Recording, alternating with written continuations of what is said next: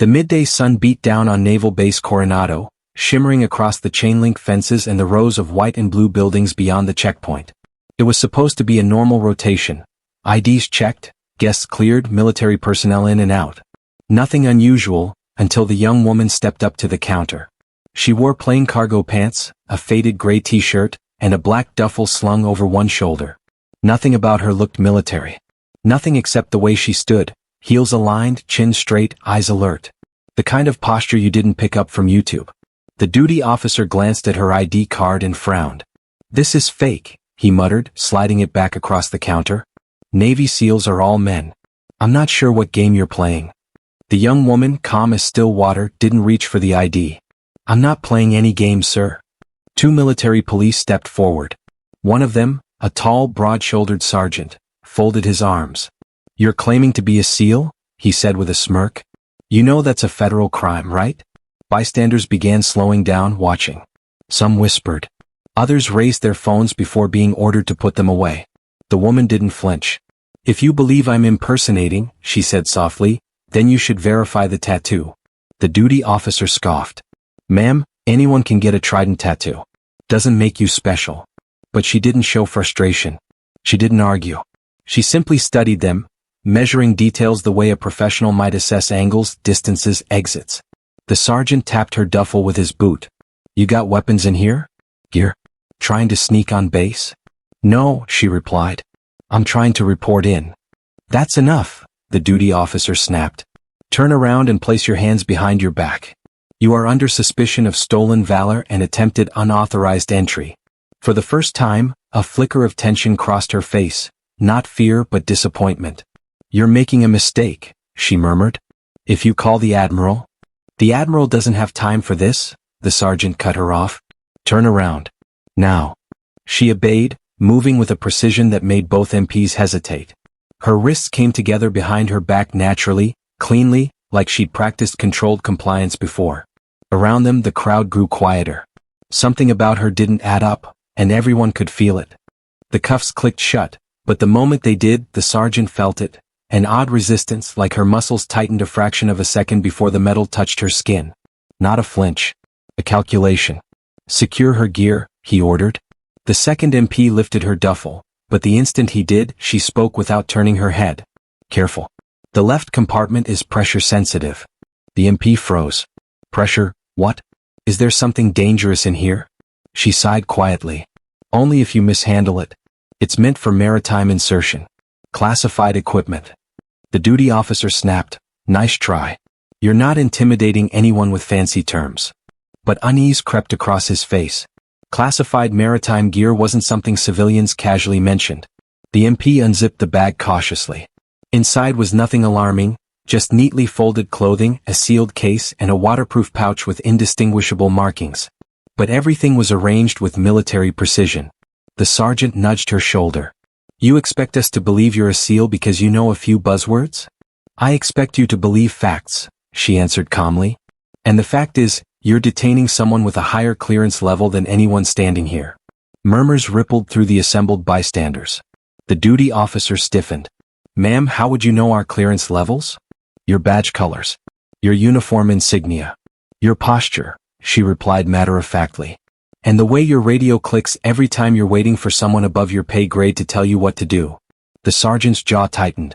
One of the younger MPs, the smallest in the group, leaned toward the duty officer and whispered, "Sir, she's not acting like a faker. Most stolen valor types talk big. She's too controlled." Controlled was an understatement. Every breath she took was measured.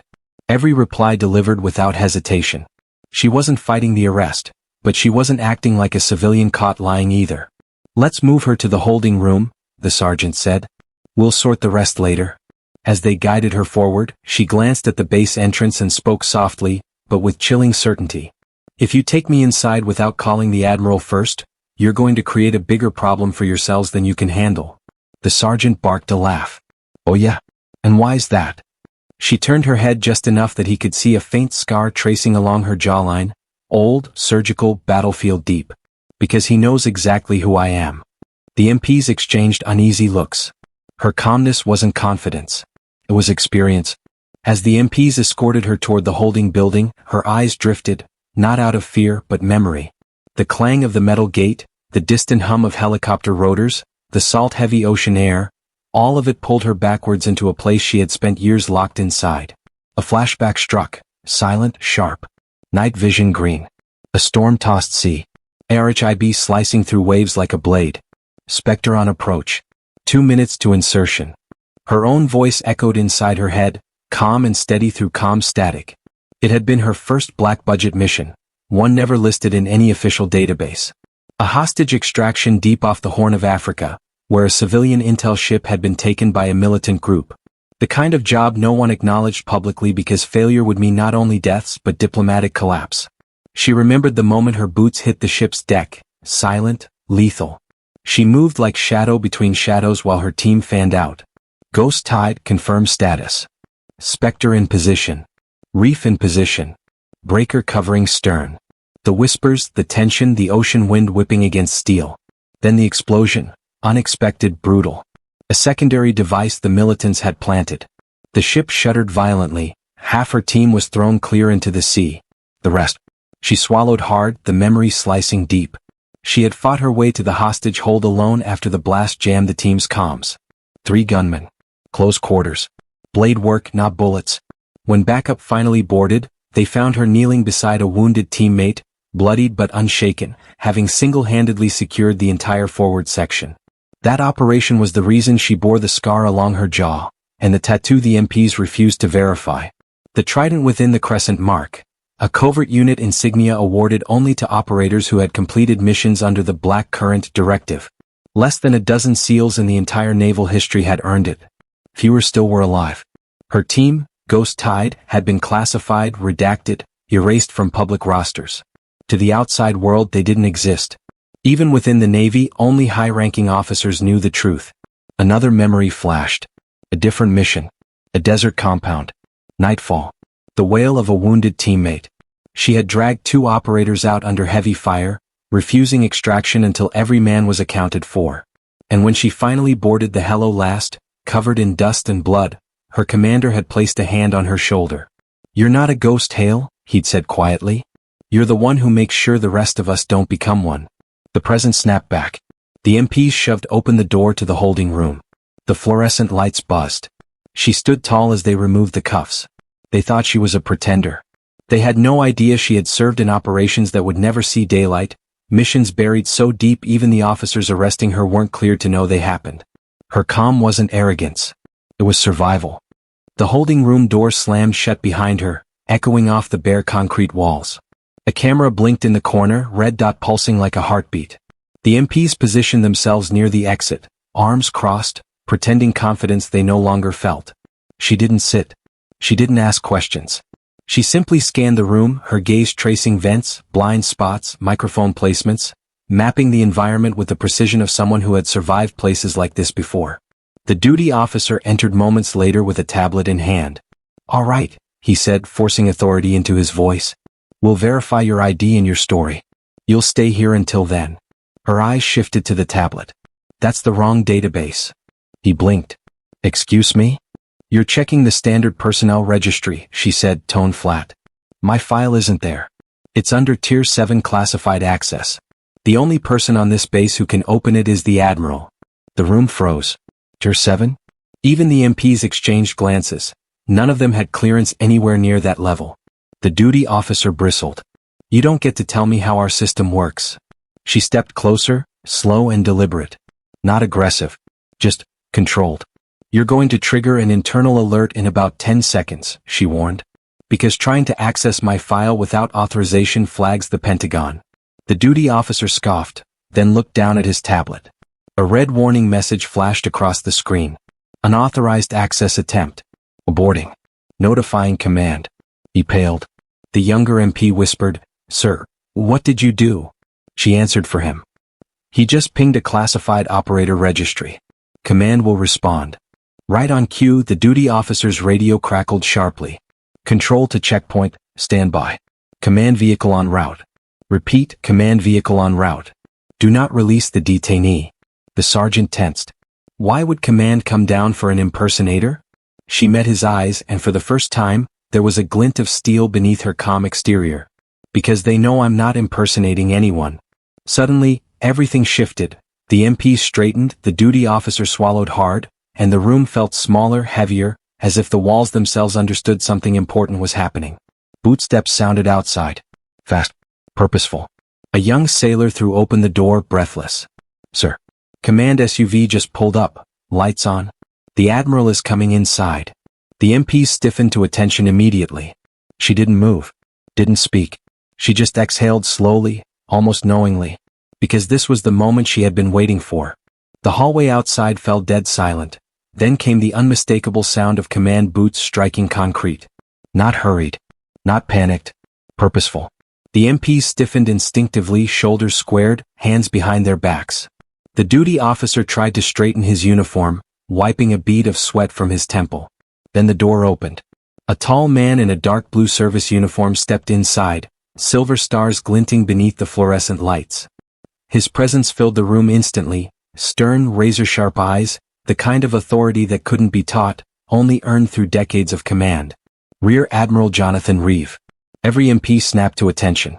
Admiral on deck. At ease, he said quietly, so quietly it somehow carried more weight than if he had shouted. His gaze didn't go to the MPs. Didn't go to the duty officer. It went straight to her. She didn't salute. Didn't move. Didn't break eye contact. Reeve stepped closer, studying her face with a depth no one else in the room understood. Hale? He said, voice dropping, almost disbelieving. Mara Hale? The MP's jaws dropped. The duty officer blinked, confused. Sir, you know her? The Admiral didn't answer. Instead, she lifted her right wrist slowly, turning it so the inner forearm faced him. The room collectively leaned forward.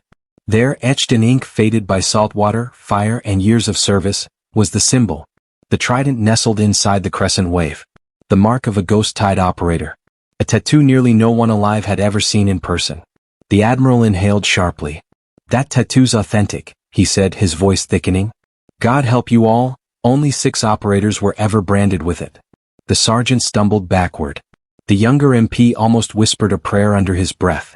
Reeve turned on the duty officer with a fury so cold it was terrifying. You arrested her? His voice didn't rise, yet the room shook under its force. You detained Lieutenant Commander Hale without verification? Without a single call to my office. Yes, sir, she claimed. She claimed the truth, the Admiral snapped. He stepped beside her, turning to the MPs. Remove her restraints. Now. The sergeant fumbled with the cuffs, hands shaking so badly he almost dropped them. The moment her wrists were free, Reeve addressed the room. You didn't detain an impersonator. You detained one of the Navy's most decorated covert operators. A war hero whose missions you will never be cleared to know about. Silence crushed the air. Hale stood perfectly still. Not triumphant. Not angry. Just tired. The Admiral placed a steadying hand on her shoulder. Let's get you out of here, Spectre. The MPs stepped back as the Admiral guided Hale out of the holding room. The fluorescent lights buzzed overhead, but now the tension wasn't focused on her. It was on the men who had arrested her. They followed behind, stiff with dread, as Reeve led her into a quiet operations office. He closed the door behind them, shutting out the noise of the base. For a moment, he simply looked at her. Really looked, as if trying to piece together the years written on her face. I thought you were dead, Reeve said finally. His voice wasn't the booming authority of a flag officer. It was subdued. Human. She met his eyes. Half the world still thinks that. And you let them, he replied. Even your own command. It was safer that way. Reeve exhaled slowly, rubbing a hand over his jaw. The Pentagon classified everything after the Ghost Tide loss. Your mission records. Your team. Even your citation ceremony. You disappeared from the roster almost overnight. She didn't argue. There was no point. What she had done, what her unit had done, was buried under layers of clearance thicker than concrete. The MPs lingered awkwardly at the doorway, unsure whether to stay or flee. Reeve turned sharply toward them. You 3 owe Lieutenant Commander Hale more respect than you've shown any service member in your career. The duty officer swallowed. Sir, we didn't know. That's exactly the lesson, Reeve replied coldly. You judged her by appearances, by assumptions. You forgot that valor doesn't come with a dress code. The younger MP, cheeks flushed with embarrassment, stepped forward. Ma'am, I'm sorry. Truly. We were wrong. Hale didn't gloat, didn't smirk. She simply nodded. Respect is earned, she said softly, but it's also easily misplaced when you stop looking for it. Reeve motioned for the MPs to sit, turning the moment into something deeper than a reprimand. You want to know who she is? He asked, gesturing toward Hale. She's the operator who swam a mile with a wounded teammate on her back in pitch-black water. She's the one who cleared a freighter alone when her entire squad was hit. She's the reason 24 American hostages went home alive. And she never asked for recognition, not once. The room fell silent. Finally she spoke. I didn't come here to cause trouble.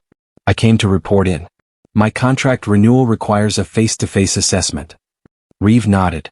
You'll get that assessment. But you'll get it with the respect you earned. He turned to the MPs once more. This woman has risked more than you can imagine. Remember that before you ever throw cuffs on someone again. The MPs nodded vigorously, shame written across their faces. And for the first time since she stepped onto the base, Hale allowed a small breath of relief to escape. Not victory. Not vindication. Just being seen. The sun was beginning to set over Coronado, washing the base in stripes of copper and gold. The chaos of earlier had faded. Training squads jogged by, sailors loaded trucks, and the rhythmic crash of waves echoed in the distance. Lieutenant Commander Mara Spector, Hale stepped out of the operations building with the Admiral beside her. No escort. No cuffs. No suspicion. Only silence and understanding. Will you be staying long? Reeve asked. She shook her head. Just long enough to sign the renewal and check in. Then I'm wheels up. Back to the black? He asked, though he already knew the answer. That's where I'm useful, she said simply. Reeve nodded with a mixture of pride and resignation. Serving in the shadows meant being unseen, and sometimes unrecognized, but it also meant protecting those who never knew how close danger had come. As she approached the main gate, the MPs stood waiting. No longer rigid with authority, now humbled. The sergeant stepped forward first. Ma'am, we want to apologize again, he said. What we did wasn't right. Hale offered him a faint, tired smile. You were doing your job. Just remember, sometimes the people who look the least like heroes are the ones who've carried the heaviest load. The younger MP swallowed hard. We'll remember, ma'am. All of us. She gave a final nod, hoisted her duffel over her shoulder, and headed toward the line of parked vehicles waiting to shuttle personnel and visitors off base. Before she reached the curb, Reeve called out. Hale. She paused. You still carry the tide, he said quietly. Her eyes softened. For the first time all day she allowed real emotion to crack through the armor. Loss, pride, memory. Always, she answered. Then she stepped into a nondescript black SUV and vanished into the slow-moving traffic beyond the gates. No cheering crowd. No public recognition. Just another ghost slipping back into the current. 1 month later. In a restricted hallway of the base, one few ever entered, workers mounted a new plaque on the wall. Brushed metal. Simple. Elegant. Ghost-tide. In honor of the operators who served without name. Who fought without recognition. And who returned. When return seemed impossible. Below the inscription was a single etched trident within a crescent wave. New recruits passing through the corridor often stopped, puzzled. The senior sailors would simply say, if you ever meet the one who earned that mark, show respect. She's the reason a lot of good men came home. Closing call to watch. Like, share, and subscribe for more Elite Forces stories.